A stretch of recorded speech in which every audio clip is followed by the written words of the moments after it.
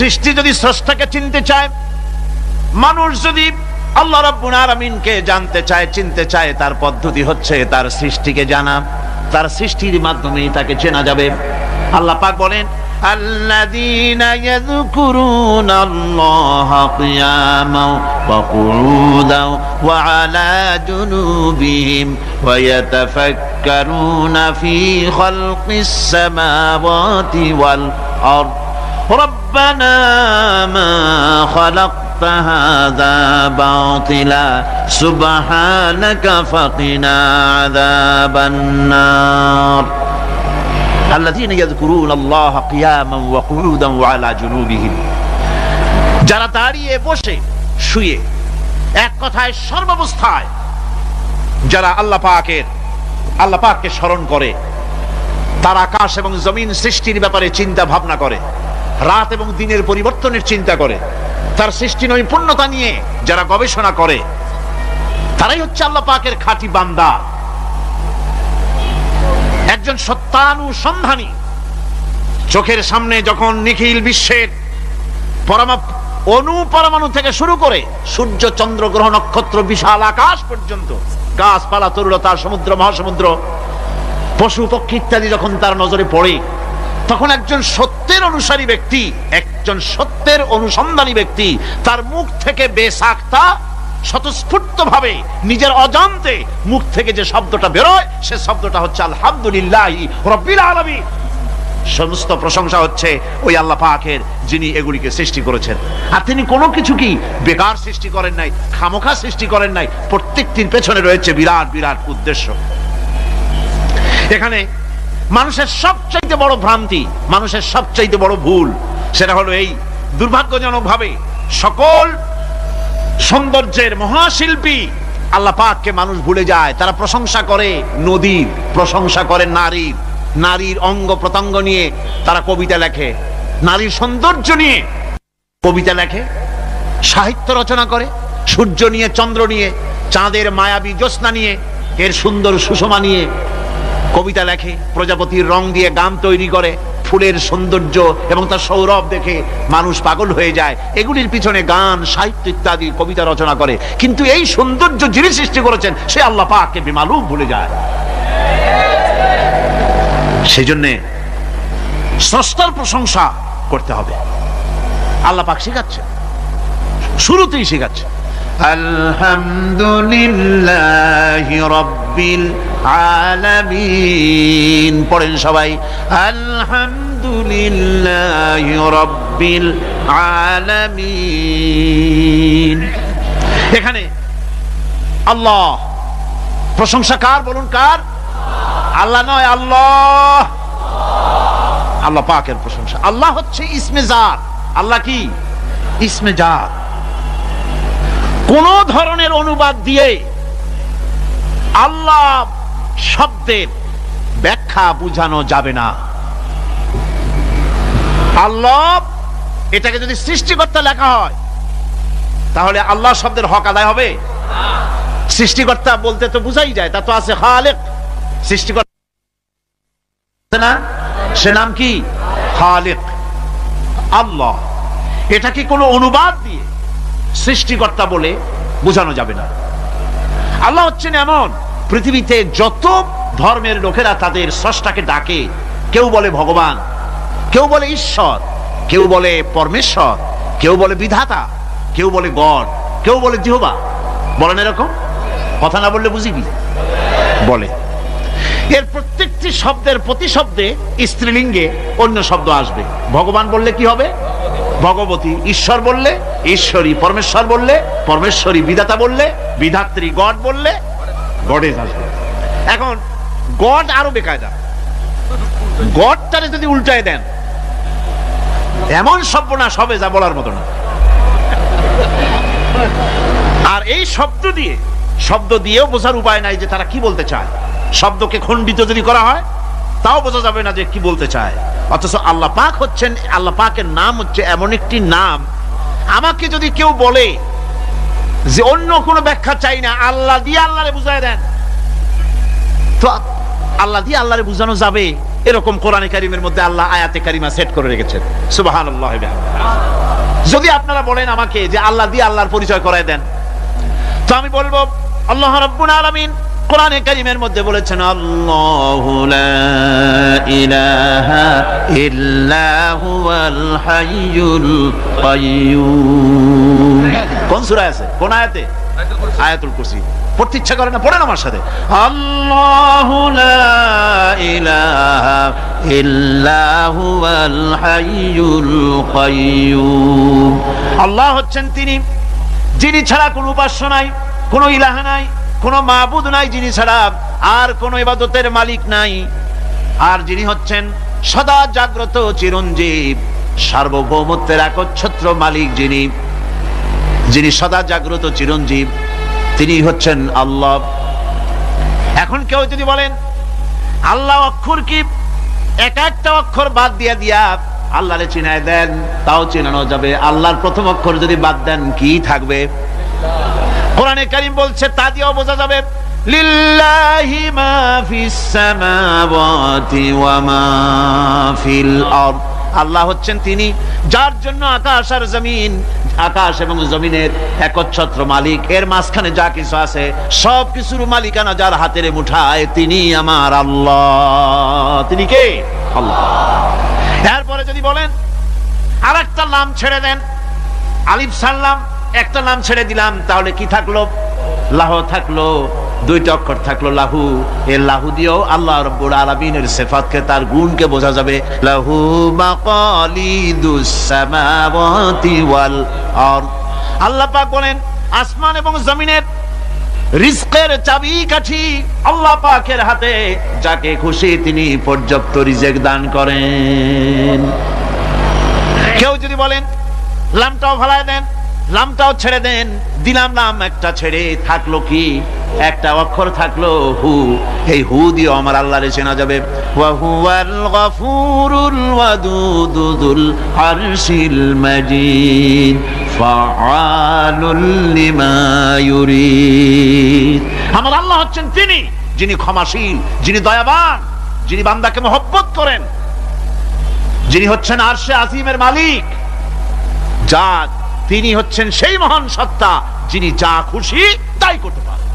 সুতরাং আল্লাহ হচ্ছেন এমন এক লফজ, এমন এক নাম, এমন এক ইসমে জাত যার কোনো বিকল্প নাই, যা অনুবাদ করে আল্লাহকে স্রষ্টা বললে এটা সারবে না, সৃষ্টিকর্তা বললে সারবে না। আল্লাহ পাকের নামের বিরাট বিশাল ব্যাপক অর্থ রয়েছে। সুতরাং আল্লাহকে আল্লাহই বলতে হবে। আল্লাহকে কি বলতে হবে? আল্লাহ আল্লাহ আল্লাহ। কত মজাই নামে, সুবহানাল্লাহ বিহামদিহি, কত মজাই নামে। দেখেন আল্লাহ রাব্বুল আলামিন এমন রব, বাংলাদেশের কুকুর আর আমেরিকা ইউরোপের প্রধান দেশের কুকুর একরকম নয়। আমাদের দেশের পশু ইউরোপ আমেরিকা শীত প্রধান দেশের পশু একরকম নয়। তার কারণ হলো আমাদের দেশে শীত কম, নাতিশীতোষ্ণ অঞ্চলের মধ্যে খানিকটা পড়ে যায়। এখানে পশুদের গায়ে কম পশম থাকলে কোনো অসুবিধা নাই। ভেড়া, ঘোড়া, কুকুর, বন্য প্রাণীকে কেউ তো কম্বল দেয় না, ল্যাপ দেয় না, রাজাই দেয় না, খাতা দেয় না, চাদর দেয় না।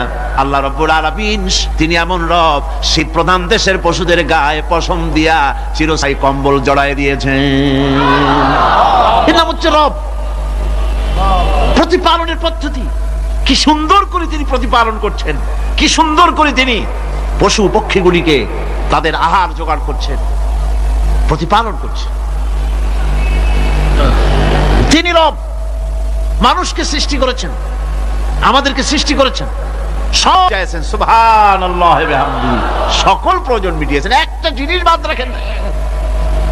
আমাদের মুখে দাঁতের দরকার ছিল, মায়ের পেট থেকে দাঁত নিয়ে আসিনি। মায়ের পেট থেকে আসার পরে আমাদের খাবারের দরকার ছিল। লক্ষ্য করেন রব কারে বলে, লক্ষ্য করুন। মায়ের পেটের মধ্যে যখন ছিলাম ওখানে কোনো রোগের জীবাণু ঢুকতে পারে নাই। ফি করারিম মাকিন, একটি সুরক্ষিত জায়গায় আল্লাহ রাব্বুল আলামিন বাচ্চাকে রেখেছেন, যেখানে কোনো সর্দি হবে না, জ্বর হবে না, সর্দি হবে না, ব্রঙ্কাইটিস হবে না, ডায়াবেটিস হবে না, প্রেসার হবে না। মায়ের পেটের মধ্যে বাচ্চাকে এমন জায়গায় আল্লাহ যত্ন করে রেখেছেন। এই বাচ্চা যখন মায়ের পেট থেকে বেরিয়ে এলো, তখন তার পরিবেশ অত্যন্ত খারাপ, এখানে পলিউশন আছে, এখানে কার্বন ডাই অক্সাইড আছে, এখানে বিষাক্ত হাওয়া আছে, এখানে দূষিত আবহাওয়া রয়েছে, প্রতি মুহূর্তে রোগ তাকে হামলা চালাতেছে। এই রোগের থেকে সে বাচ্চা বাঁচবে কি করে? এর জন্য রব্বুল আলামিন তিনি এমন রব, মায়ের বুকের মধ্যে যে খাবার তৈরি করলেন বাচ্চার, ওই খাবারের মধ্যে বাচ্চার ওষুধ আল্লাহ পাক বানায়া দিলেন। মায়ের বুকের দুধ শুধু দুধ নয়, এটা ওষুধ। সুবহানাল্লাহ। এটা খাদ্য, এটা ওষুধ, এটা ভিটামিন, এটা ক্যালসিয়াম, এটা কার্বোহাইড্রেট, যা দরকার বাচ্চার জন্য সব আল্লাহ মায়ের দুধের মধ্যে দিয়ে দিলেন। যতক্ষণ বাচ্চা পেটে ছিল দুধ ছিল ঘন, যখন বাচ্চা মায়ের পেট থেকে বেরিয়ে এলো দুধটা হয়ে গেল পাতলা। এই পাতলা দুধটা খাবে, ওষুধ আছে এর মধ্যে, ভিটামিন আছে, খাইতে যেন বিস্বাদ না হয় একটু মিষ্টি দিয়ে দিলেন আল্লাহ, যাতে বাচ্চা মুখ ফিরায় না নেয়, সেজন্য খাইতে চায়। তারপরে যখন বাচ্চার হাড্ডি খেতে হবে, মাছ খেতে হবে, গোশত খেতে হবে, দুধের আর দরকার নাই, তার শরীরের ভিতরে রেজিস্ট্যান্স, রোগ প্রতিরোধক শক্তি তৈরি হয়েছে, এখন আরো ভালো খাবার দরকার। আল্লাহ রাব্বুল আলামিন মায়ের দুধকে শুকায় দিলেন, চুষলো আর পাওয়া যাবে না, দুধ শুকায় গেছে, এখন বাইরের খাবার খেতে হবে। আসছিল তখন বুকে দাঁত ছিল না, বাইরে যখন এলো দাঁতের যখন দরকার হলো, কোন আল্লাহর বান্দা কি আল্লাহর কাছে দরখাস্ত করেছেন যে আল্লাহ আমার কয়েকখান দাঁত দাও, দাঁত ছাড়া আমি চাবাই কেমনে? এই সবগুলি দাঁত কে সেট করে দিলেন? রব্বুল আলামিন দাঁতগুলিকে সেট করে দিলেন, মুখের মধ্যে দাঁত এসে গেল। আল্লাহ রাব্বুল আলামিন শরীরটাকে সাজিয়ে গুছিয়ে, হিউম্যান বায়োলজি যাকে বলা হয়, এই শরীরকে যে সুন্দর করে আল্লাহ পাক তৈরি করলেন বলে শেষ করা যাবে না, কত সুন্দর করে আল্লাহ পাক বানিয়েছেন। আপনার মাথার ভিতরে সেল তৈরি করা হলো, ব্রেন তৈরি করা হলো। এই ব্রেনটা শুকনা জায়গায় রাখা হয় নাই, শুকনা জায়গার মধ্যে ব্রেনটা যদি থাকতো, নড়াচড়া করে আপনার ব্রেনের যে টেকনোলজি আল্লাহ পাক ইউজ করেছেন সেটা অসুবিধাগ্রস্ত হতো। এই জন্য ক্রিম যেভাবে পানির মধ্যে ভাসা থাকে, পানির মধ্যে ভাসমান ক্রিম মাখন যেভাবে রাখা হয়, সামান্য পানির মতো করে এর ভিতরে ব্রেনটাকে রাখা হয়েছে। এই ব্রেনের ভিতরে, ব্রেন হচ্ছে পৃথিবীতে কম্পিউটার, আজকের পৃথিবীর শ্রেষ্ঠ আবিষ্কার। কিন্তু মানুষের মাথায় যে কম্পিউটার আল্লাহ পাক দান করেছেন, এই কম্পিউটারের সামনে দুনিয়ার কম্পিউটার এতিম। এবার লন্ডন গিয়েছিলাম, প্রত্যেক বছর 1.5 মাস 2 মাস সময় পাই, কিন্তু আপনারা দোয়া করেছেন এখন পার্লামেন্টে সময় দিতে হয় বেশি, বিদেশের সফর কমে গিয়েছে। 10 দিনের জন্য গিয়েছিলাম, ওরা আমাকে একটা ডায়েরি দিল, সেই ডায়েরিটার ভিতরে ডিজিটাল ডায়েরি, এই ডায়েরির মধ্যে তারা বলল যে এরকম, এই যে কাগজটা আপনারা দেখতে পাচ্ছেন, এই রকমের কাগজের 10 লক্ষ পাতা লিখতে যত কাগজ লাগে, এরকমের 10 লক্ষ পাতার লেখা ছোট্ট এই ডায়েরিটার মধ্যে ঢুকাই দেওয়া যায়। 10,000 টেলিফোন নাম্বারের মেমোরিতে তুলে দেওয়া যায়। এটা হচ্ছে লেটেস্ট আবিষ্কার। কিন্তু আল্লাহ পাক মানুষের যে ব্রেনটা তৈরি করলেন, পৃথিবীতে যা আছে এ সব কিছু একটা মানুষের ব্রেনের মধ্যে, সমস্ত তথ্য, সমস্ত ফ্যাক্টস মানুষের মেমোরির ভিতরে ঢুকাবার পরেও আরো লক্ষ লক্ষ জায়গা বাকি থেকে যাবে, শূন্য থেকে যাবে, যা পূরণ হওয়ার নয়। এত বিশাল মেমোরি আল্লাহ পাক তার মানুষের মাথার মধ্যে তৈরি করে দিয়েছেন। সুবহানাল্লাহ বিহামদি। দেখুন অবস্থাটা কি, আল্লাহ তার মানুষকে কিভাবে, রব কাকে বলে, রব কারে বলে, সুবহানাল্লাহ বিহামদি। চোখের সামনে রাস্তা দিয়ে চলতে গিয়ে চোখের সামনে সাপ দেখলেন, চোখ দেখার কাজ করেছে। চোখ কি করেছে? দেখার কাজ করেছে। এখন কি করবে? চোখ কিন্তু দেখে বসে থাকে নাই, চোখ দেখা মাত্রই ট্রান্সমিট করেছে ব্রেনকে। ব্রেন সাথে সাথে অ্যাকশন নিতে বলেছে হাতকে আর পাওকে। হাতে লাঠি থাকলে পিটাও, লাঠি না থাকলে পাকে বলেছে দৌড় মারো। এই যে সাপ দেখলো, চোখ এটাকে পাঠাই দিল ব্রেনকে, ব্রেন পাঠাই দিল অ্যাকশনে হাতে আর পায়ে। এতে কিন্তু 1 সেকেন্ড সময় লাগে নাই, 1 সেকেন্ডের কয়েক লক্ষ ভাগের 1 ভাগের ভিতরে মানুষ অ্যাকশনে এসে গিয়েছে। সুবহানাল্লাহ। এর নাম হচ্ছে রব। এর নাম কি? তার অফুরন্ত সৃষ্টি। মানুষের হার্ট তৈরি করেছেন, চোখ তৈরি করেছেন। চোখে কিন্তু আমরা নেগেটিভ দেখি, চোখে আমরা কি দেখি? নেগেটিভ দেখি। এই নেগেটিভটা চোখ ক্যাচ করে ব্রেনের ভিতর থেকে পজিটিভ হয়ে কে বের করে দেয়? সুবহানাল্লাহ বিহামদি। কানে অসংখ্য শব্দ শুনি, কিন্তু কোন শব্দ তো জড়ায় যায় না। অসংখ্য শব্দ আমরা শুনি, যেমন রেডিও, রেডিও ঘুরাচ্ছেন, 9 ব্যান্ড রেডিও অথবা এর থেকেও বেশি ব্যান্ডওয়ালা রেডিও। আপনি যখন ঘুরাচ্ছেন কোন সেন্টার ধরার জন্য, অনেক সময় 4-5টা সেন্টার জড়ায় যায় না, জড়ায় কিনা? 4-5টা সেন্টার জড়ায় যায়, সর্বনাশ হয়ে যায়, কোনটা থেকে কোনটা শুনবে। তো এইরকম করে আপনার কানের ভিতরে শব্দগুলি সব জড়াইয়া পাকাইয়া আপনার কানের মধ্যে একটা বিশ্রী আওয়াজ সৃষ্টি করে দিতে পারত। কে স্তরে স্তরে শব্দগুলিকে শোনার ব্যবস্থা করেছে? আপনার জিহ্বার ভিতরে হাজারো রকমের স্বাদ গ্রহণ করার জন্য একটা জিহ্বায় এতগুলি টেস্ট নেওয়ার ক্ষমতা কে তৈরি করে দিলেন? আল্লাহ রাব্বুল আলামিন সুবহানাল্লাহি বিহামদি। তিনি হচ্ছেন রব, যিনি মানুষের প্রতিপালন সৃষ্টি করেন এবং প্রতিপালন করেন, এমনি এমনি ছেড়ে দেন। এরপরে মানুষের সব প্রয়োজন তিনি মিটিয়েছেন। মানুষের জীবন ধারণের জন্য সব থেকে বড় প্রয়োজন পানি। সবচেয়ে বড় প্রয়োজন কি? পানি। জোরে কোন কি? পানি। জীবনের জন্য পানি এবং আর্দ্রতা, এই দুটি জিনিস অপরিহার্য, এছাড়া জীবন বাঁচবে না। আমরা দেখতে পাই সমুদ্র ভরা পানি মজুদ আছে, লক্ষ্য করেন, সমুদ্র ভরা পানি মজুদ আছে, নদী খাল বিল ভরা পানি মজুদ আছে, কিন্তু এটাই তো যথেষ্ট নয়। রব হচ্ছেন তিনি যিনি এই বিশাল বিশাল পানির মজুদ থেকে বাতাসকে যিনি বলেন, যিনি প্রতিনিয়ত বাষ্পীয় আকারে পানিগুলিকে সমুদ্র থেকে উত্থিত করেন, পানিগুলিকে উত্থিত করেন মহাকাশে। আল্লাহ পাক বলেন, আল্লাহুল্লাযী আরসালার রিয়াহা ফাতুসিরু সাহাবা। বাষ্প হয়ে পানিগুলি আকাশে উত্থিত হয় এবং মহাকাশে যাওয়ার পর এই পানিগুলি, লবণাক্ত পানিগুলি আল্লাহর মেশিনে সেগুলি মিষ্টি হয়ে যায়। জোরে কোন সুবহানাল্লাহ। পানিগুলি মিষ্টি হয়ে গেল, ওই মিষ্টি পানি আল্লাহ রাব্বুল আলামিন নাজিল করে দিলেন। এবার বৃষ্টি কণা কণা হয়ে পড়লো, ফোঁটা ফোঁটা বৃষ্টি। আল্লাহ খুঁজে দেখলেন বৃষ্টির ফোঁটাগুলি পৃথিবীর প্রতিটি কণা তালাশ করে তৃষ্ণার্ত কণাগুলিকে আল্লাহ পাক ভিজাই দিলেন। সেই জন্য তার নাম হলো রব। তিনি হচ্ছেন রব, প্রয়োজন মিটান। পানি সবচেয়ে প্রয়োজন বেশি, সেই পানি আল্লাহ পাক এভাবে সরবরাহ করলেন। জমিনের চারিদিকে নদী নালা রেখেছেন, জমিনকে আর্দ্র করেছেন, জমিনের ভিতরের পানি মিষ্টি করেছেন। টিউবওয়েল মারলে পরে, পাম্প করলে পরে ভিতর থেকে মিঠা পানি আল্লাহ পাক বের করে দেন। সুবহানাল্লাহ। এই মিষ্টি পানির ব্যবস্থা করেছেন। এরপরে তিনি ওই আল্লাহ পাক মিষ্টি পানির ব্যবস্থা করে বৃষ্টির মাধ্যমে পৃথিবীতে ফসল উৎপাদনের ব্যবস্থা করে দিলেন। সেজন্য আল্লাহ পাক কোরআনে কারীমের মধ্যে বলেছেন, ওয়াজআলনা মিনাল মাই কুল্লা শাইইন হাই। পানি দ্বারাই আমি সব বস্তুকে সজীব রাখি। বৈশিষ্ট্যের দিক থেকে পানির রয়েছে অনেক গুণ, আশ্চর্য গুণ। পৃথিবীর ৭৫% হচ্ছে পানি। আকাশ থেকে অর্থাৎ চাঁদ থেকে যখন চাঁদে ভ্রমণকারীরা যখন ছবি তুলেছে, তো সেই ছবিতে ব্লু রং এসেছে বেশি, সবুজ এসেছে কম। সবুজ হলো গাছপালা, আর ব্লু হচ্ছে পানি। সমুদ্রের পানির রং হচ্ছে নীল।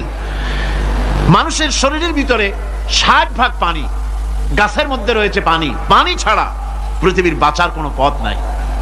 আবার দেখেন, প্রচন্ড শীতের কারণে, ঠান্ডার কারণে যেসব এলাকায় তাপমাত্রা হিমাঙ্কের নিচে এসে যায়, সেই সব দেশে সমুদ্রের পানি আর দরিয়ার পানিগুলি বরফ হয়ে যায়। এই বরফ যখন হতে থাকে, তখন পানি তার নিজের তাপকে নিচের দিকে ছুটতে থাকে। উপরের তাপ বরফ হয়ে যায় ঠান্ডা, আর নিচে তাপ বিচ্ছুরিত করে দিয়ে পানির ভিতরে যত জলজ প্রাণী আছে আর উদ্ভিদ আছে, সবগুলিকে বাঁচায় রাখার ব্যবস্থা আল্লাহ রাব্বুল আলামিন এভাবে করে থাকে। এবার আল্লাহ রাব্বুল আলামিন বলছেন, এই পানি ছাড়া মানুষ বাঁচে না, প্রাণী বাঁচে না। পানি এমন এক জিনিস, এমন এক নিয়ামত আমি দান করলাম। আল্লাহ পাক বলেন, কুল আরাআইতুম ইন আসবাহা মাউকুম গাওরান ফামান ইয়াতিকুম বিমাইন মাইন। বলো দেখি, সবে শুকাইয়া যদি যায় এই জমিনের পানি, তাহলে হেথায় তটনির ধারা কে দিবে সবারে আনি। এই পৃথিবীর নদী নালা খাল বিল, জমিনের আভ্যন্তরীণ দিকে পানিগুলি যদি আমি আল্লাহ রাব্বুল আলামিন শুকায় দেই, তাহলে আমি আল্লাহ ছাড়া এমন কে আছে যে নতুন করে আবার পানির আমদানি করে দিতে পারে? আছে কেউ? আজ পানির শূন্যতা আমাদের দেশে দেখা যাচ্ছে। পানি আস্তে আস্তে কমে যাচ্ছে, আস্তে আস্তে পানি শেষ হয়ে যাচ্ছে। কি কারণে শেষ হচ্ছে এবং কি হলে পানি পাওয়া যাবে পরে বলা যাবে ইনশাআল্লাহ। তো জীবন ধারণের জন্য যেমন পানির প্রয়োজন, জীবন ধারণের জন্য তেমন বাতাসেরও প্রয়োজন। পানি ছাড়া তো কিছু সময় চলতে পারে, পানি এবং খাদ্য ছাড়া কিছু সময় চলতে পারে, কিন্তু বাতাস ছাড়া তো এক মুহূর্ত চলে না, ঠিক কিনা? বুঝেন কিনা কথা? বাতাস ছাড়া এক মুহূর্ত চলতে পারে না। অথচ আল্লাহ রাব্বুল আলামিন এই বাতাস দিয়ে গোটা আকাশকে, শূন্য জায়গাগুলি বাতাস দিয়ে ভরে রেখেছেন, যাতে করে কারো বাতাসের কোনো অসুবিধা না হয়, শ্বাস করতে কোনো কষ্ট না হয়। প্রাণী জগৎকে বাতাস দিয়ে বাঁচিয়ে রাখার জন্য আল্লাহ পাক মহাশূন্যকে এভাবে সব এলাকা বাতাস দিয়ে ভরে রেখেছেন। এই জন্য তার নাম হচ্ছে রব। এটাই হচ্ছে রুবুবিয়তের নমুনা। আমার ভাইয়েরা, আল্লাহ রাব্বুল আলামিন পানি দিলেন, বাতাস দিলেন, খাদ্যের ব্যবস্থা করে দিলেন। শস্য শ্যামল এলাকায় আল্লাহ পাক সব জায়গাগুলিতে শস্য শ্যামল হোক অথবা উষর ধূসর মরুভূমি হোক, সারা পৃথিবী জুড়ে আল্লাহ রাব্বুল আলামিন খাবারের দস্তরখান বিছায় রেখেছেন।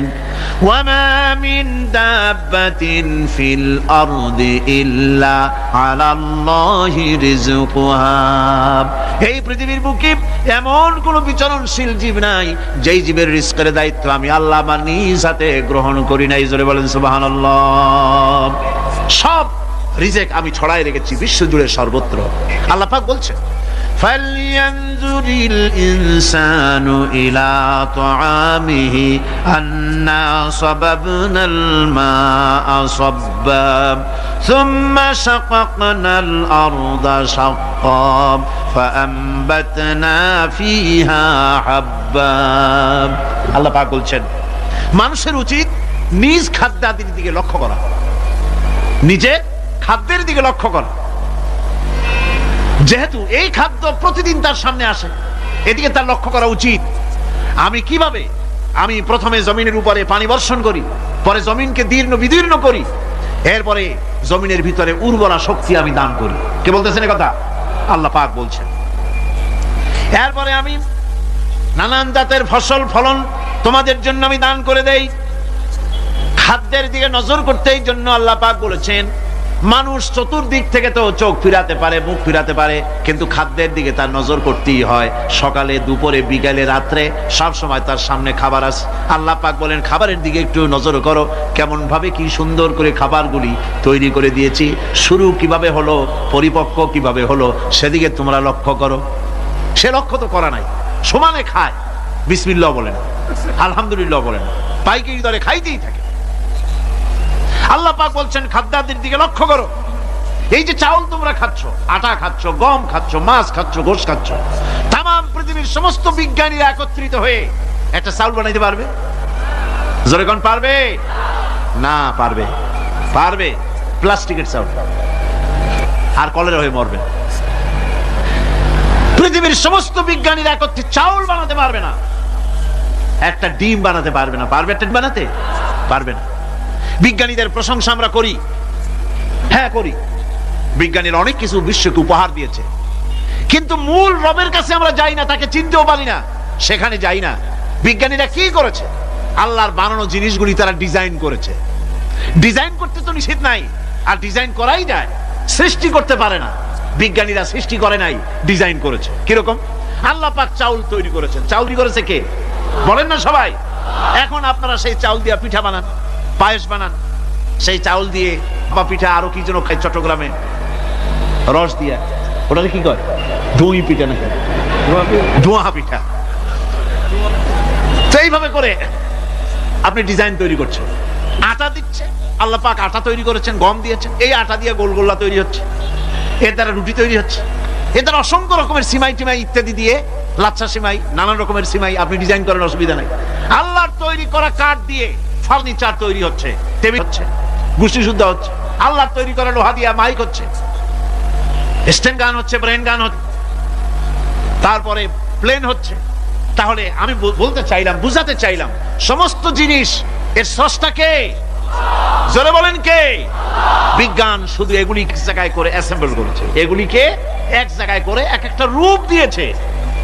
এখানে বিজ্ঞানের কৃতিত্ব আছে ঠিক, কিন্তু আপনারাই বলেন লোহা যদি আল্লাহ তৈরি না করতেন এই মাইক তৈরি হতো, রাইফেল তৈরি হতো? আর রাইফেল যদি নাই হতো তাহলে কারাগারের বন্দীগুলো মারতেন কি দিয়ে? রাইফেল যদি না হতো যুদ্ধ করতেন কি দিয়ে? ঠিক কিনা? যত মারামারি ইত্যাদি যা কিছু হচ্ছে, তো শুধু মারামারির জন্যই তো আল্লাহ লোহা বানান নাই। লোহার সবচাইতে বড় প্রয়োজন হচ্ছে জমিন কর্ষণ করা, জমিন চাষ করা। এই জমিন চাষের জন্য লাঙ্গল দরকার, শাবল দরকার, খন্তা দরকার, কোদাল দরকার। এই লোহার দাম কেউ আল্লাহ পাক এত লোহা বেশি দিয়েছেন যার জন্য লোহার দাম কম। সোনা কম দিয়েছেন যেহেতু সোনার প্রয়োজনীয়তা কম, লোহার প্রয়োজনীয়তা বেশি, এই জন্য লোহা বেশি দিয়েছেন, দামটা কমে গেছে, যার জন্য আপনার আমার জন্য কিনে ব্যবহারটা সহজ হয়েছে। কথা ঠিক কিনা বন্ধুগণ?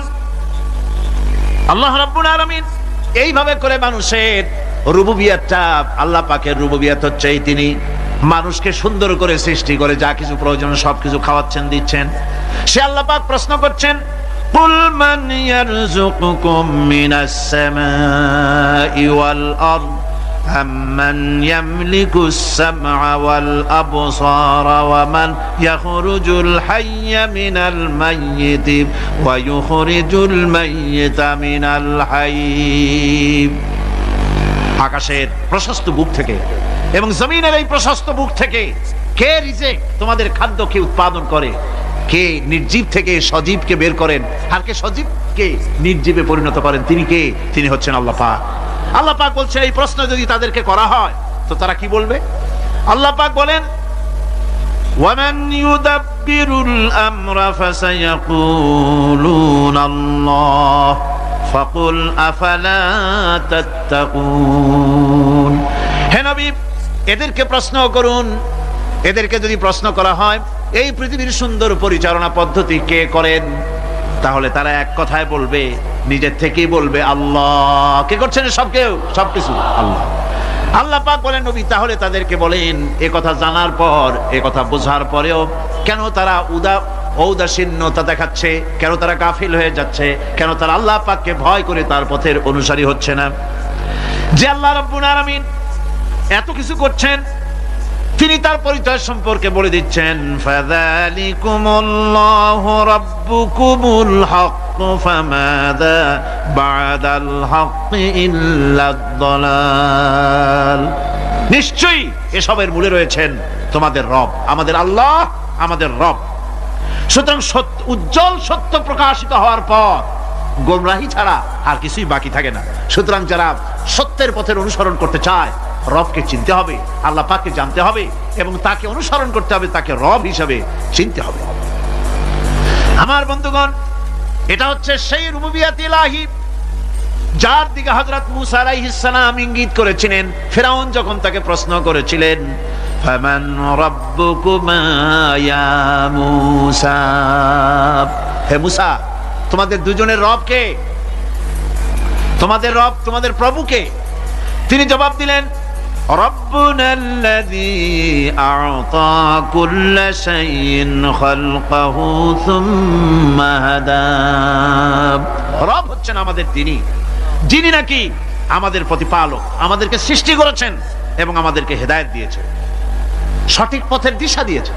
এখানে হেদায়েত হচ্ছে, এখানে হেদায়েত শব্দের অর্থ হচ্ছে সৃষ্টি শুধু করেন নাই, তাকে চলা, তার খাদ্য অনুসন্ধানের, তাকে বেঁচে থাকার সবকিছুর উপকরণ, এ কমন সেন্স, এ সাধারণ জ্ঞান আল্লাহ পাক তার সাথে দিয়েছেন। তিনি হচ্ছে রব। আচ্ছা, একটা দৃষ্টান্ত দেই। এই হেদায়েতটা কি? এই হেদায়েতটা হচ্ছে আপনাদের বাড়িতে যদি কারো বিড়াল থাকে, বিড়াল, বিড়াল বোঝেন তো না? কি বলে এখানে? বিড়াল, বিলাই নাকি বলে? বিড়াল। এই বিড়াল যদি আপনাদের কারো বাড়িতে থাকে তো বিড়ালের প্রসবকালীন অবস্থা দেখবেন, বিড়ালের প্রসব হবে, বাচ্চা দেবে। বিড়াল তখন ঘরের মধ্যে পেরেশান হয়ে ঘুরতে থাকে, একটা নিরাপদ জায়গা খোঁজে, একটা নিরাপদ জায়গা খোঁজে। প্রসব করার 2-3 দিন আগের থেকে খুঁজতে থাকে তার জন্য নিরাপদ জায়গা কোনটা। এরপরে খুঁজতে খুঁজতে প্রসবের দিন সে সত্যিকারের ঘরের মধ্যে সবচেয়ে কোনা কানা জায়গা যেটা, সেই রকমের একটা নিরাপদ জায়গা সে বেছে নিল। এরপরে বাচ্চা হলো। বাচ্চা হওয়ার পর এই বাচ্চার উপরে কেউ যেন আক্রমণ না করে, শত্রু যেন তার জায়গাটিতে না আসে, এই জন্য বাচ্চাটার তো হাত দিয়ে মায়ের মতো কোলে নিতে পারে না, সে আস্তে করে ঘাটটা কামড়ায় ধরে যাতে করে বাচ্চা ব্যথা না পায়। ওইভাবে করে ঘাট কামড়ায় ধরে আজকে এই সিঁড়ির নিচে, কালকে ওই খাটের নিচে, পরশুদিন এই আলমারির কোনায়, এইভাবে বাচ্চাগুলি সরায় সরায় রেখে বাচ্চাকে প্রতিপালন করে। এই বিড়ালেই হেদায়েত দিলটা কে? যিনি দিলেন তার নাম রব, তিনি হচ্ছেন রব্বুল আলামিন। সন্তান প্রতিপালনের ব্যবস্থা শুধু দুনিয়ার মানুষকেই দেন নাই, প্রাণী জগৎকেও দিয়েছেন। সুবহানাল্লাহ। বলেন বলেন, মুরগির বাচ্চা হলো, ডিমের থেকে বাচ্চা বেরোলো, এই বাচ্চাগুলি হয়েছে গতকাল, আজকে বাচ্চাগুলি আদার খাচ্ছে মায়ের সাথে, হঠাৎ করে একটা চিল এলো আর ওর মা একটা সিগন্যাল মারলো, সাথে সাথে বাচ্চাগুলি দৌড়াইয়া এমন পলান দিল, আপনি তো ভালো একাদশীর বাপেও তালাশ করে পাবে না যে মুরগির বাচ্চা পলাইলো কই। এখন ওই বাচ্চাটিকে এই সিগন্যাল সম্পর্কে কে অবহিত করলো যে এইরকম একটা আওয়াজ শুনলে এটা ভীতির আওয়াজ, এটা সাইরেন, এটা বিপদ সংকেত, এটা ডেঞ্জার সিগন্যাল, এটা শুনলে দেখলে তাড়াতাড়ি করে আত্মগোপন করবা। কে শিখাইলো? কে শিখাইলো? আল্লাহ পাক শিখাইছেন। এখন এক শ্রেণীর বুদ্ধিজীবী তারা আবার উল্টা কথা কয়। তারা বলে কি? তারা বলে যে মুরগি বাচ্চা, এই বাচ্চা যে দৌড় মারলো, এখানে আল্লাহ এইসব কিছু নাই, নাউযুবিল্লাহ মিন যালিক। তো এখানে কি আছে? কয় যে এখানে বিষয়টা হলো এই যে এই মুরগি আর মোরগ, ওর বাপ মা, এই দুজনের মধ্যে আছে সিলের ভয়, আছে শিয়ালের ভয়। ওই ভয় ওদের মধ্যে ছিল, এই মা বাপের ক্রসের মাধ্যমে বাচ্চা আসছে, কাজে ওই ভয়, বাপের যদি কোনো রোগ থাকে, মায়ের রোগ থাকে, তো এগুলি তো বাচ্চার মধ্যেও ঢোকে। তো ভয় হোক, সুখ হোক, দুঃখ হোক, এই অনুভূতি স্বাভাবিক প্রক্রিয়ার মাধ্যমে বাচ্চার মধ্যে ঢুকছে, আর সিল দেখে আবার শুনে সে আত্মগোপন করেছে। এইটা আমি পড়িয়া আমি আমার আলোচনা এক জায়গায় বললাম বুদ্ধিজীবীদের উদ্দেশ্যে, যদি সত্যিই তাই হয়, মোরগ আর মুরগি মা বাবার মধ্যেই ভয় আছে বলে বাচ্চার মধ্যেই ভয় ঢুকছে, সেই জন্য সে আত্মগোপন করছে, তাহলে আবার মানুষের ব্যাপারে কথাটা আনি, মানুষেরা সাপের ভয় করে না মহব্বত করে? কথার জবাব দিলে না, যখন তখন মনে হয় আপনারা সাপ বুঝি ভালোবাসেন। সাপ আমরা সকলেই ভয় পাই, মায়ও ভয় পায়, বাবাও ভয় পায়। এই মায়ের গর্ভে সন্তান এসছে, সন্তানের বয়স 2 বছর 2.5 বছর, ঘরের মধ্যে কেউ ছিল না, ঘরের মধ্যে একটা সাপ আসছে, একটা সুন্দর সাপ, দেখতে সুন্দর, কিন্তু সে সাপে কামড়ালে মানুষ মরে যায়। ওই সাপটা মাথা উঁচু করে ভনা ধরেছে, এই বাচ্চাটা কি সাপ দেখে দৌড় মারবে, না বাচ্চাটা ওই সাপটাকে ধরার জন্য সে এগিয়ে যাবে? কোনটা করবে? এগিয়ে যাবে। তাহলে মা বাপের ভয়, তাদের মা বাপের রক্তের মধ্যে, শিরার মধ্যে, সব জায়গায় সাপের ভয়, তার মাধ্যমে বাচ্চা এসে ওই বাচ্চার মধ্যে সাপের মহব্বত হইল কেন, ভয় হইল না কেন বাচ্চা অবস্থা? সুবহানাল্লাহ। আমার বন্ধুগণ, মুরগির বাচ্চাকে হেফাজত করার জন্য বুদ্ধিমান প্রাণী মানুষ তার কাছে নাই বলে আল্লাহ রাব্বুল আলামিন তারে বাচ্চা অবস্থা থেকে বোঝার তৌফিক দিয়েছেন কোনটা ভয়ের আওয়াজ, কোনটা হলো বিপদের আওয়াজ। মানব সন্তানের প্রতিপালন করার জন্য তার মার বাবা আছে বলে ওই রকম করে পশুদের মতো আল্লাহ বানান নাই, তাকে হেফাজত করার জন্য মা বাপ আছে বলে এই দায়িত্ব আল্লাহ পাক মা বাপের উপরে ছেড়ে দিয়েছেন। মা বাপ তাকে হেফাজত করে। রুবুবিয়তের প্রতিপালন, হেদায়েতের এই প্রতিপালন আল্লাহ পাক মানুষকে এভাবে করে তাদেরকে হেদায়েত দিয়েছেন, তার পথের চলার দিশা দিয়েছেন। পিঁপড়ার খাদ্য সংগ্রহের ব্যাপারটা দেখেন, পিঁপড়ার আছে দারুণ ঘ্রাণ শক্তি। কোথায় খাবার? 5 তলায় আপনি মিষ্টি খাচ্ছেন, রসগোল্লা থুয়ে দেন, তারপরে দেখেন কোন জায়গায় দিয়ে পিঁপড়া এসে জন্মের খাওয়া খায়, ঠিক কিনা? দেখেন তার কত তীব্র ঘ্রাণ শক্তি, সেখানে চলে যাচ্ছে। তাকে হেদায়েত দেওয়া হয়েছে, তাকে ঘ্রাণ শক্তি দেওয়া হয়েছে।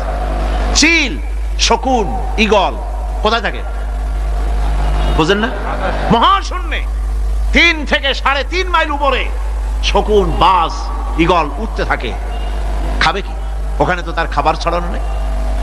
আল্লাহ হচ্ছেন এমন রব, আমাদের স্রষ্টা হচ্ছেন এমন রব, যিনি ওই চিল, বাজ আর শকুন মহাশূন্যে যেগুলি উড়ে বেড়ায়, ওদেরকে আল্লাহ পাক এমন তীব্র দৃষ্টি শক্তি দান করেছেন, 3 মাইল উপর থেকেও ছাগল মুরগি মরা দেখলে ওখান থেকে সে ঝাঁপায় পড়ে তা খেতে পারবে। তাকে দেওয়া হচ্ছে দৃষ্টিশক্তি। এরকম করে যার যা প্রয়োজন, সমস্ত প্রয়োজনগুলি আল্লাহ মিটাচ্ছেন। এরই নাম হচ্ছে রুবুবিয়াতে ইলাহি। এটাই হচ্ছে আল্লাহ পাক রব, এটা তার অসংখ্য প্রমাণ। সেই জন্য আল্লাহ পাক বলেন আলহামদুলিল্লাহি রাব্বিল আলামিন। পড়েন সবাই আলহামদুলিল্লাহ। আলহামদুলিল্লাহি রাব্বিল আলামিন। সমস্ত প্রশংসা হচ্ছে আল্লাহ পাকের জন্য। কোন আল্লাহ? প্রথমে তো আল্লাহ বললাম, তারপর বললাম রব, এখন বলা হচ্ছে কোন রব? যিনি আলামিন, রব্বিল আলামিন, যিনি সমস্ত জাহানের রব। তাহলে বোঝা যাচ্ছে রব, জগৎ একটা না। জগৎ, কথা বুঝতেছেন আমার? জগৎ একটা নয়, অসংখ্য জগৎ আছে, বহুমাত্রিক জগতের কথা এখানে আল্লাহ পাক বলছেন। আমি এই জন্য বলি যে কোরআন হচ্ছে বিজ্ঞানের উৎস। কোরআন বিজ্ঞানের কি? বিজ্ঞানের আবিষ্কার যত বাড়বে, বিজ্ঞান চিরটা কাল কোরআনের কাছে ভিক্ষার হাত দিয়ে এতিমের মতো দাঁড়ায় থাকবে। আজ পৃথিবীর বিজ্ঞানীরা বলছেন জগৎ সম্পর্কে, আমরা মনে করছি পৃথিবীটা কি, আমাদের কাছে জগৎ দুইটা। কয়টা জগৎ? একটা জগৎ হলো এইটা, ইহজগৎ আর পরজগৎ, এছাড়া আর কিছু জানি না। এই দুইটাই জগৎ আমাদের কাছে। এখন দেখেন বিজ্ঞানীরা কি বলছে। বিজ্ঞানীরা বলছেন সৌরজগতে শুধু আমাদের সৌরজগৎটাই শেষ না, অসংখ্য সৌরজগৎ আছে মহাশূন্যে, অসংখ্য সৌরজগৎ। পৃথিবীর প্রতি 4 বিলিয়ন মানুষ যদি এক একটা সৌরজগৎ দখল করে, তাতেও সৌরজগৎ শেষ হবে না। আরো সহস্র সহস্র বিলিয়ন বিলিয়ন সৌরজগৎ আরো ফাঁকা পড়ে থাকবে। এত সৌরজগৎ আল্লাহ সৃষ্টি করেছে। এই মহাশূন্যে বহুমাত্রিক জগতের কথা আল্লাহ পাক এখানে বলেছেন। এই পৃথিবী একটা জগৎ, এই মাটির তলে আছে আর এক জগৎ, সমুদ্রের ভিতরে আছে পানির তলার আর এক জগৎ। আর মহাশূন্য যে কি তা আপনার মাথায় শূন্য হয়ে যাবে চিন্তা করতে করতে।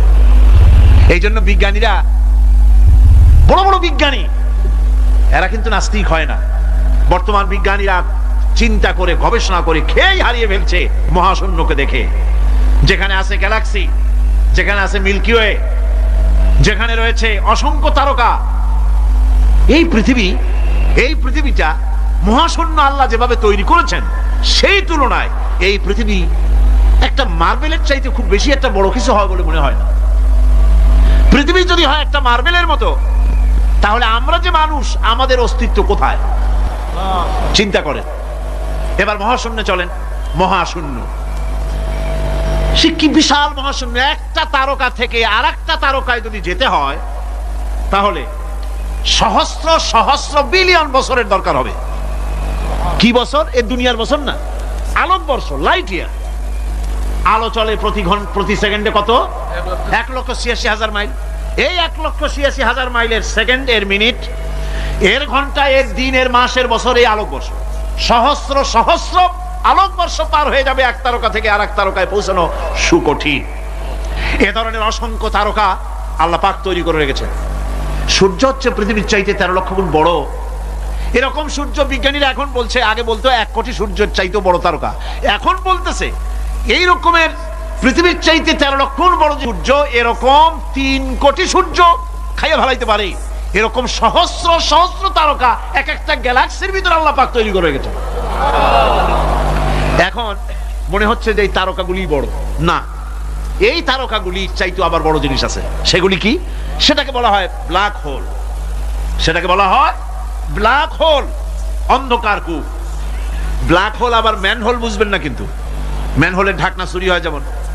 তবে একটা দৃষ্টান্ত আপনি বুঝতে পারেন, রাস্তায় রাস্তায় যেমন অসংখ্য ম্যান হোল আছে, ওই রকম করে মহাশূন্য অসংখ্য ব্ল্যাক হোল আছে, একটা দুইটা না, অসংখ্য। এই ব্ল্যাক হোল আবার দেখা যায়, অদৃশ্য ব্ল্যাক হোল। এই ব্ল্যাক হোল গুলো কি? এগুলি কোরআনে কারীমের মধ্যে আল্লাহ পাক বলেছেন, ফালা উকসিমু বিমাওয়াকিন নুজুম, ফালা উকসিমু বিমাওয়াকিন নুজুম, শপথ সেই পতনে যেখানে নক্ষত্র সমূহ ধ্বংস হয়ে যায়, ধ্বংসপ্রাপ্ত হয়, কসম সেই স্থান সমূহের। সুবহানাল্লাহ। এই অন্ধকার কূপের, এই অন্ধকূপের কসম করছেন আল্লাহ পাক। সে অন্ধকূপটা কি? সেই ব্ল্যাক হোলটা কি? সেই ব্ল্যাক হোল হচ্ছে ওই যে তারকার কথা বললাম, যে সূর্য খাইতে পারে, 3 কোটি সূর্য খাইতে পারে, এই রকমের তারকাগুলি ঘুরতে ঘুরতে কোন এক কারণে যখন সে ব্ল্যাক হোলের রেঞ্জের মধ্যে এসে যায়, তখন ব্ল্যাক হোল ওকে এমন ভাবে চুষে হজম করে ফেলে, যেমন বাচ্চা চকলেট চুষা খাইয়া ফেলায়, এইরকম ব্ল্যাক হোলগুলি অত বড় তারকাগুলি খাইয়া চুষা শেষ করে ফেলে দেয়। সুবহানাল্লাহি বিহামদিহি। বিজ্ঞানীরা বলেছেন আমাদের এই পৃথিবীটা, আল্লাহ না করুন কখনো, আমাদের এই পৃথিবীটা যদি কোনো ব্ল্যাক হোলের আওতায় পড়ে, ওর রেঞ্জে আসে, তাহলে মাত্র 2 সেন্টিমিটারের মধ্যে পৃথিবীটা তার ঘনত্ব লাভ করে এর মধ্যে অদৃশ্য হয়ে যাবে, হারায় যাবে, অস্তিত্ব থাকবে না। আল্লাহ পাক আসলে আগে আমার বিজ্ঞানের বইপত্র যখন পড়ি আমার কাছে আশ্চর্য লাগে, 1400 বছর আগে নবী কোন বিজ্ঞানাগারে পড়াশোনা করেন নাই, কোন সায়েন্স নিয়ে রিসার্চ করেন নাই, সেই নবীর মুখ থেকে এমন বিজ্ঞানময় কোরআন আল্লাহ বের করালেন যে আজকের পৃথিবীর মডার্ন যুগের বিজ্ঞানীরা কোরআনের কাছে এতিম হয়ে দাঁড়ায় আছে। পৃথিবীর কোন বিজ্ঞানী বলতে পারবে না যে কোরআনে কারিমের অমুক আয়াতটা আনসাইন্টিফিক, এটা হাদিস আমাদের বিজ্ঞানের সাথে মিল খায় না, এমন কথা বলতে পারবে না। বরং কোরআন সার্টিফাই করবে তোমার এই বক্তব্য, তোমার এই থিওরি মোস্ট আনসাইন্টিফিক। কোরআন বলবে, ওরা বলতে পারবে না যে আয়াতটা আনসাইন্টিফিক।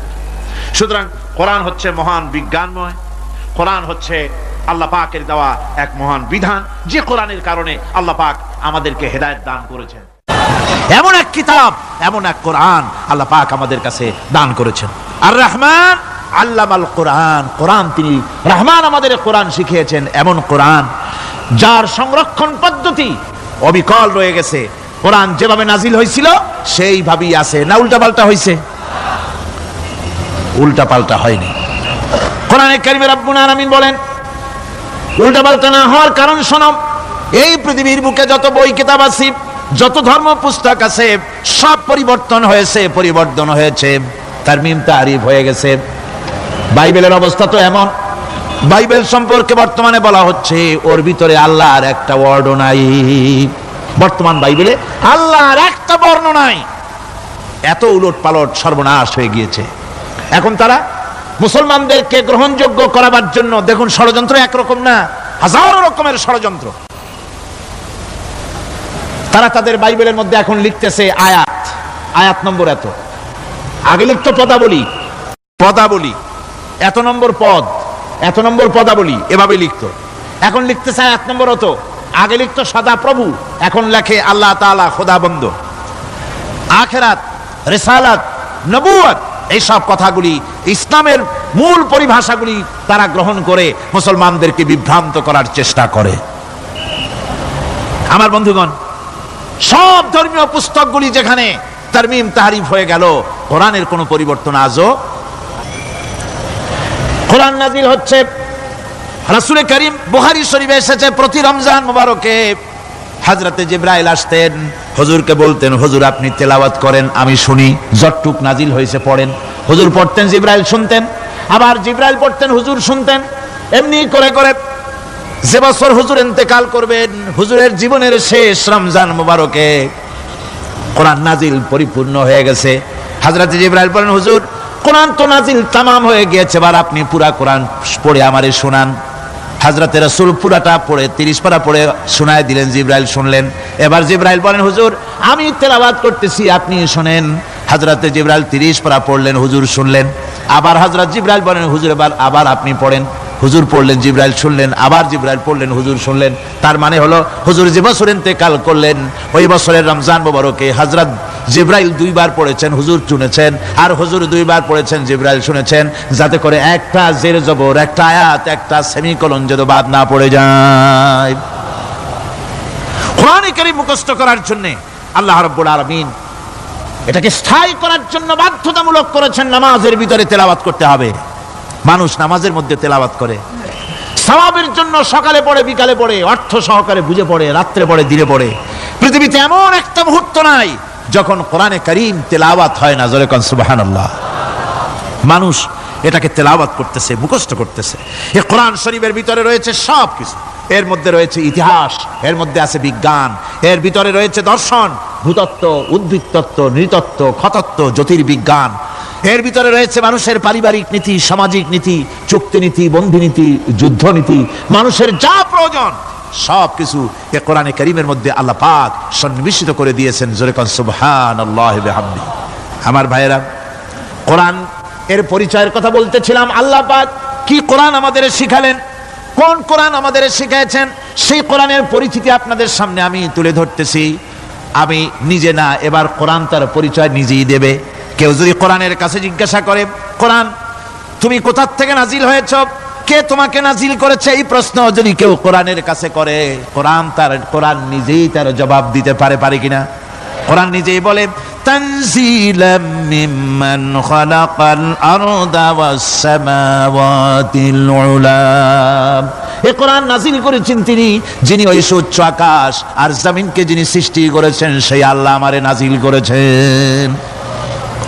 কোরআনের কাছে কেউ যদি প্রশ্ন করে, ও কোরআন, এই পৃথিবীতে নাজিল হওয়ার আগে তুমি কোথায় ছিলে, কেউ যদি প্রশ্ন করে, কোরআনে কারীম নিজে নিজের পরিচয় শোনায়, আমি কোথায় ছিলাম শোনো, বাল হুয়া কুরআনুম মাজিদুন ফি লাউহিম মাহফুজ। বরং এই কিতাব অতীব মর্যাদা সম্পন্ন সুরক্ষিত ফলকে লিপিবদ্ধ ছিল, আমি ছিলাম লৌহে মাহফুজের, সেখান থেকে এসেছি।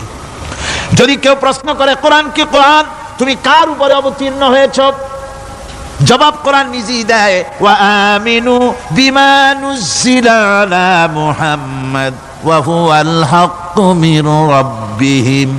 ঈমান আনো সেই জিনিসের উপরে যেটা মুহাম্মদ সাল্লাল্লাহু আলাইহি ওয়াসাল্লামের উপর অবতীর্ণ হয়েছে। আবার অন্য আয়াতেও জবাব পাওয়া যায়, তাবারাকাল্লাযী নাযালাল ফুরকানা আলা আবদিহি লিয়াকুনা লিল আলামিনা নাযীরা। অতীব বরকতপূর্ণ মহান সত্তা সেই আল্লাহ রাব্বুল আলামিন, যিনি তার বান্দার পরে ফুরকান অবতীর্ণ করেছেন। সুবহানাল্লাহ বিহামদি।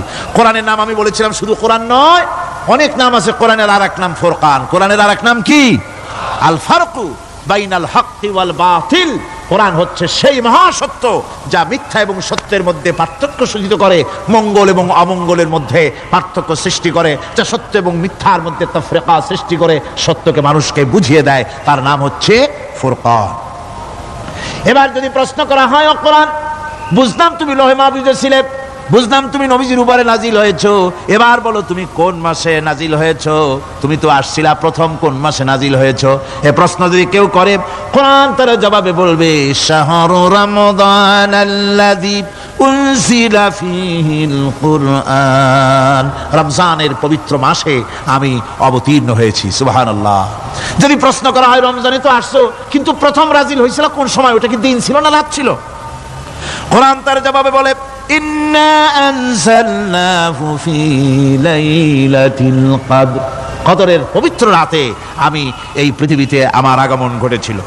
যদি প্রশ্ন করা হয়, বুঝলাম সবই, কেন নাজিল হয়েছে তুমি, এই পৃথিবীতে তোমার আসার উদ্দেশ্য কি, মূল কাজটা কি, এই প্রশ্ন যদি করা হয়, কোরআনে কারীম তার জবাবে বলে, শোনো কেন এসেছি, লিতুখরিজান নাসা মিনাজ যুলুমাতি ইলান নূর। আমার মিশন হচ্ছে গোটা বিশ্ব মানবতাকে পুঞ্জীভূত জমাট বাঁধা অন্ধকারের ভেতর থেকে টেনে বের করে আলোর সন্ধান দিতে, আলোর দিকে আনার জন্য আমি কোরআন নাজিল হয়েছি। গোটা পৃথিবীর মানুষ আছে অন্ধকারের ভিতরে। কিসের মধ্যে? অন্ধকার কি? অন্ধকার হচ্ছে পুঁজিবাদ, অন্ধকার সমাজতন্ত্র, অন্ধকার ধর্ম নিরপেক্ষতাবাদ, অন্ধকার জাতীয়তাবাদ, মানুষের তৈরি করা যত মতবাদ সব কি? জোরে কোন, সবগুলি কি? অন্ধকার। আজকে আসার সময় দেখলাম দেওয়ালে লেখা, সমাজতন্ত্র আমরা প্রতিষ্ঠা করে ছাড়বো। চিন্তা করলাম, যারা লিখছেন তারা কি পাগল না ছাগল? কি আশ্চর্য কথা! যেই মতবাদ পৃথিবীর মাটি থেকে যে দেশে জন্মগ্রহণ করেছে, এই মতবাদ সেই দেশের লোকেরা ঝাঁটা মেরে তাদের দেশ থেকে বিদায় করে দিল, তাদের কাছ থেকে কোদাল হাতি বিদায় করে দিল, পতাকা ছিন্ন ভিন্ন করে জুতার তলে পিঠ শেষ করে দিল। লেনিন মার্ক্সের তৈরি করা শত সহস্র বিলিয়ন মার্ক্সের বইগুলি আগুন জ্বালিয়ে দিল। আর বাংলাদেশের কিছু ছাগল পাগল সমাজতন্ত্র এখন টিকায় রাখবো। এরা মাথা খারাপ, পাগল না মাথা গোল বুঝতে পারছি না। আমার বন্ধুগণ, এগুলি সব অন্ধকার। এই অন্ধকারের ভেতর থেকে মানুষগুলিকে টেনে আনবে কোরআন কিসের দিকে? আলোর দিকে। এবার যদি প্রশ্ন করা হয়, বুঝলাম তুমি অন্ধকার থেকে আলোর দিকে নিয়ে আসবে, আলোর দিকে আসলে পরে ফায়দাটা কি হবে? মূল ফায়দাটা বুঝায় দাও, আসল ফায়দা কি হবে তোমারে যদি মানি? কোরআন তার জবাব দেয়, নিজের পরিচয় নিজে তুলে ধরে, ফামান তাবিআ হুদায়া ফালা খাউফুন আলাইহিম ওয়ালা হুম ইয়াহজানুন। এই কোরআনকে যদি মেনে চলো, এই কোরআনের আইন যদি মানো, সমাজে মানো, ব্যক্তিতে মানো, পরিবারে মানে, রাষ্ট্রে মানো, জীবনের সব ক্ষেত্রে সমস্ত জায়গায় যদি এই কোরআনকে মেনে চলো, ফালা খাউফুন আলাইহিম, তাহলে তোমাদের কোনো ভয় থাকবে না, ওয়ালা হুম ইয়াহজানুন, কোনো চিন্তাও থাকবে না। কিসের ভয় থাকবে না? কোরআনের আইন মেনে যদি চলো সমাজে ও রাষ্ট্রে, চুরির ভয়, ডাকাতির ভয়, জিনার ভয়, হত্যার ভয়, সন্ত্রাসের ভয়, কোনো ভয় থাকবে না। ওয়ালা হুম ইয়াহজানুন, চিন্তাও থাকবে না। খাওয়া পড়া, শিক্ষা, চিকিৎসা, বাসস্থান, এগুলির কোনো চিন্তা থাকবে না। কোরআনের সমাজে সব কিছুর গ্যারান্টি দেওয়া হবে, সবগুলি পেয়ে যাবে। এখন যদি আবার প্রশ্ন করা হয়, কোরআন বুঝলাম তোমারে মানলে পরে সব ফায়দা হবে, তাহলে এবার জবাব দাও, তোমার ভিতরে কি রাজনীতি আছে নাকি? আমি তো মানুষ, আমার রাজনীতি করা লাগে। ম্যান ইজ সোশ্যাল অ্যানিম্যাল, আমরা তো জঙ্গলের পশু নই, আমরা তো মানুষ। আমাদের সমাজ আছে, আমাদের পৌর নির্বাচন আছে, আমাদের জাতীয় নির্বাচন আছে, আমাদের কলকারখানা আছে, জমিন আছে, আমাদের রাজনীতি, অর্থনীতি, সমাজনীতি আছে, পারিবারিক নীতি আছে, অনেক নিয়ম মালা আছে, নিয়ম নীতি আছে। তোমারে মানলে তোমার ভিতরে কি ওগুলো আছে নাকি, সে কথা বলো। কোরআন তার জবাবে বলে, وَنَزَّلْنَا عَلَيْكَ الْكِتَابَ تِبْيَانًا لِكُلِّ شَيْءٍ وَهُدًى وَرَحْمَةً وَبُشْرَى لِلْمُسْلِمِينَ। কোরআন জবাবে বলে, শুনে রাখো, শুধু অর্থনীতি, সমাজনীতি নয়, শুধু রাজনীতি আর শিক্ষানীতি, যুদ্ধনীতি নয়, তোমার জীবনে যা কিছু দরকার, ইহকালে যা কিছু দরকার, পরকালে, সব কথাগুলি আল্লাহ রব্বুল আলামিন আমি কোরআনের সিনার ভিতরে খুলে খুলে বর্ণনা করে দিয়েছেন। সব কথা এই কোরআনে কারীমের ভিতরে রয়েছে। তোমার এমন কোনো জিনিস নাই যা তুমি কোরআনে কারীমের মধ্যে পাবে না। তোমার সমস্ত প্রয়োজন আমার বুকের মধ্যে আল্লাহ দিয়ে দিয়েছেন। বিজ্ঞান আছে, দর্শন আছে, ইতিহাস আছে, সব আছে এর মধ্যে। তবে কোরআনের মধ্যে বিজ্ঞান আছে বলে আমি এটাকে বিজ্ঞানের কিতাব বলবো না, দর্শন আছে বলে দর্শনের কিতাব আমি বলবো না, রাজনীতি আছে বলে কোরআনকে আমি রাজনীতির কোনো কিতাব বলবো না। কোরআন তাহলে কি? কোরআন হচ্ছে অর্থনীতি, সমাজনীতি, রাজনীতি, পারিবারিক নীতি, মানুষের জীবনের যা কিছু প্রয়োজন, সমস্ত নীতিমালার, নীতি গ্রন্থের নাম হতেছে কোরআনে কারীম। সমস্ত নীতিমালার নীতি গ্রন্থ কোরআন। এখানে রয়েছে সব কিছুর উৎস, যেটা গ্রহণ করলে পরে মানুষ আরামে থাকতে পারবে। অমুসলিম নাগরিক বৃন্দ তাদের নাগরিক মর্যাদা পাবে। মুসলমান, কৃষক, নারী, চিকিৎসা, কৃষিবিদ, সাধারণ মানুষ, রং, বর্ণ, ভাষা নির্বিশেষে গোটা মানব সভ্যতা আরামে বাস করতে পারবে। পশু পাখিও আরামে থাকবে, গাছপালাও আরামে থাকবে, যেহেতু নির্দেশ হয়েছে বিনা প্রয়োজনে গাছের পাতাটিও ছিঁড়ো না। ইসলামের সমাজ যদি চালু হয়, গাছেরাও আরাম পাবে, পাহাড়ও আরাম পাবে।